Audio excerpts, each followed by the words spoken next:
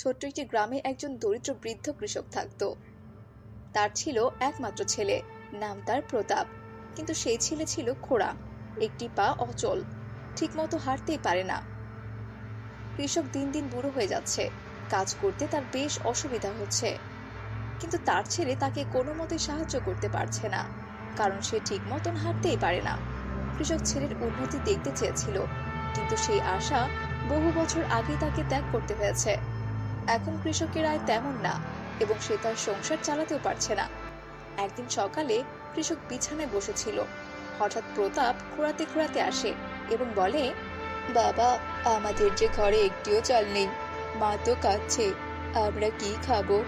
আমি তো কাল শুনেছি তোমার কাছে এখন নাকি একটি পয়সাও বাকি নেই। এখন কি হবে বাবা? কি আর হবে, না খেয়ে দিন কাটাতে হবে।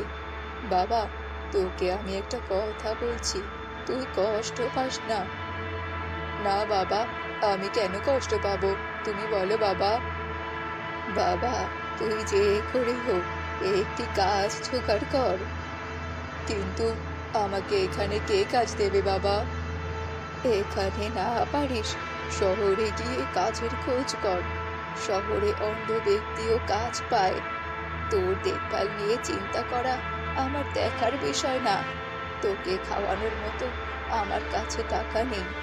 তোকে তো বাদ দে, আমার নিজেকে নিজেই খাওয়ানোর মতো কোনো টাকা নেই। তুই দয়া করে নিজের রাস্তা দেখ বাবা, অনেক বড় হয়ে গেছিস। প্রতাপ তার বাবার কথা শুনে কিছুটা কষ্ট পায়। সে কোনো কিছুই বলে না, কারণ তার বাবা যা বলেছে তাই ঠিক, এবং সে তার বাবাকে প্রচুর কষ্ট পেতে দেখেছে। তাই সে রাজি হলেও পরের দিন সকালে শহরে যাওয়ার জন্য। পরের দিন সকালে প্রতাপ খালি হাতে বাড়ি থেকে বের হলো। হাঁটতে হাঁটতে শহরের দিকে রওনা হলো। প্রতাপের হাঁটার গতি বেশ আস্তে ছিল। প্রতাপ কিছুক্ষণ পরেই হাঁপিয়ে গেল, কিন্তু তবুও সে হাঁটা থামালো না। সে হাঁপাতে হাঁপাতে হাঁটতে লাগলো। কিছুক্ষণ পর সে একটি গাছের নিচে গিয়ে বসলো। আমি যে আর হাঁটতে পারছি না, আমার পাটাও তো শেষ। লাঠিটা হয়তো আজই ভেঙে যাবে। শহর যে এখনো অনেক দূর। আমার মনে হয় আজকে রাতটা এই গাছের নিচে আমাকে কাটাতে হবে। আমার যে প্রচুর খিদে পেয়েছে, কি যে করি কিছু তো বুঝতে পারছি না। প্রতাপ একা একা কথা বলতে বলতে ঘুমিয়ে পড়ে। প্রতাপ ঘুমানোর পরে একটি পরী তার সামনে আবির্ভাব হয় আর বলে, আহারে, ওকে দেখে আমার বেশ মায়া হয়। কত কষ্টই না পাচ্ছে বেচারা, একটি পা ঠিক নেই বলে। ওকে সাহায্য করতে বেশ ইচ্ছে করছে, কিন্তু এমনি এমনি তো সাহায্য করতে পারবো না আমি। ওকে একটু পরীক্ষা করে দেখি, যদি ভালো মানুষ হয় তাহলে নিশ্চয়ই সাহায্য করব, কিন্তু যদি লোভী হয় তাহলে একদমই করব না। এরপর পরী একটি বৃদ্ধার বেশ নেয়। তারপর প্রতাপের সামনে একগুচ্ছ লাঠি নিয়ে বসে পড়ে। সে প্রতাপকে ঘুমাতে দেখে। কিছুক্ষণ বাদে প্রতাপের ঘুম ভাঙে। সে দেখে তার সামনে একটি বৃদ্ধা বসে আছে। কি গো বুড়িমা, এখানে বসে তুমি কি করছো?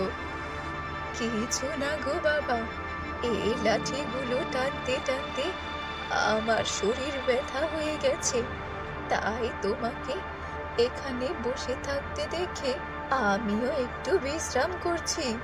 তা তুমি বেশ করেছো, কিন্তু তোমাকে সাহায্য করার মতো কি কেউ নেই? তুমি কেন এভাবে লাঠি টানছো গো? আমার কেউ নেই গো বাবা, আমি হলাম একা মানুষ।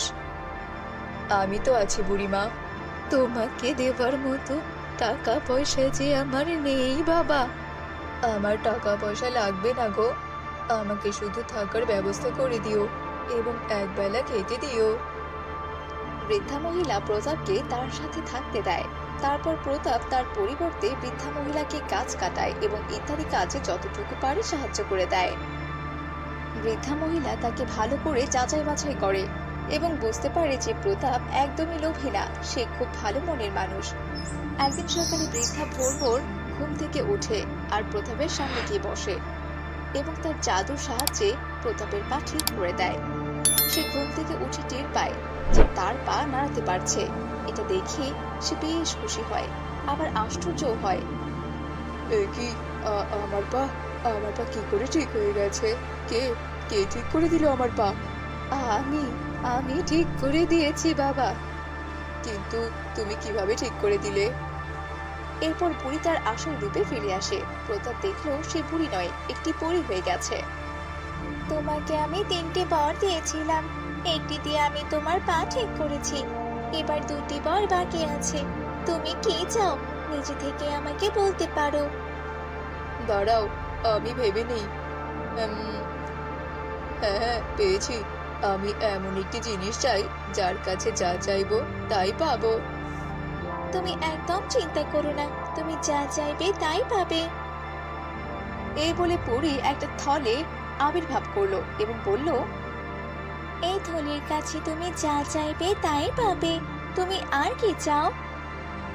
আসলে আমি একটি লাঠি চাই, যেটাকে আমি যাই করতে বলবো লাঠিটা তাই করবে। বেশ তো, এই নাও তোমার লাঠি। এটা বলে পরী একটি লাঠি আবির্ভাব করলো। তারপর পরী সেখান থেকে অদৃশ্য হয়ে যায়। বাহ, বেশ হয়েছে, ভালো জিনিস পেয়েছি আমি। আমার খুব খিদে পেয়েছে, এই থলিটাকে আমি বরং কাজে লাগাই। এই বলে প্রতাপ থলির কাছে বলল, আয় আয়, পোলাও মাংস কোরমা চলে আয়। প্রতাপ দেখলো থলের মধ্যে থেকে পোলাও মাংস আবির্ভাব হলো। প্রতাপ বেশ খুশি হলো এবং তা খেয়ে নিল। খেয়ে দিয়ে সে একটি রাজপুত্রের পোশাক নিল। এরপর সে শহরের দিকে গেল। শহরে গিয়ে প্রতাপ তার থলের সাহায্যে টাকা নিয়ে একটি বড় বাড়ি কিনলো। তারপর সে সেই শহরে থাকা সব দরিদ্রদের যথাসাধ্য সাহায্য করতে শুরু করলো। দেখতে দেখতে 50 বছর কেটে গেল। এখন প্রতাপ 70 বছরের বুড়ো। সে বুঝতে পারলো যে তার যাওয়ার সময় হয়ে গেছে। সে ঘর বাড়ি ছেড়ে সেই জঙ্গলের দিকে গেল পরীকে দেখার আশায়। সে চেয়েছিল সে মরার পর যদি থলে ও লাঠি কেউ পায় তাহলে অসৎ কাজে ব্যবহার করবে, তাই পরীকে তার জিনিস ফেরত দেবে। প্রতাপ জঙ্গলের সেই গাছের নিচে গিয়ে বসলো এবং সেখানে বসে অনেকক্ষণ অপেক্ষা করলো, কিন্তু পরীর কোনো দেখা নেই। সন্ধ্যার পর একটি যমদূত আসলো প্রতাপকে নিয়ে যেতে। প্রতাপ, তোমার যাওয়ার সময় হয়ে গেছে, আসো আমার কাছে। বাবু, আমি যে এখন যেতে পারবো না, তুমি পরীকে এনে দাও। আমার যে একটি কাজ আছে, আমি কাজটা শেষ করে তবেই যাব। তা বললে তো কিছুতেই হবে না, তোমাকে তো এখনই যেতে হবে। তবে রে, আয় আয় যমদূত, থলের মধ্যে আয়। জাদুই লাঠি, থলেকে ইচ্ছে মতো মারতো।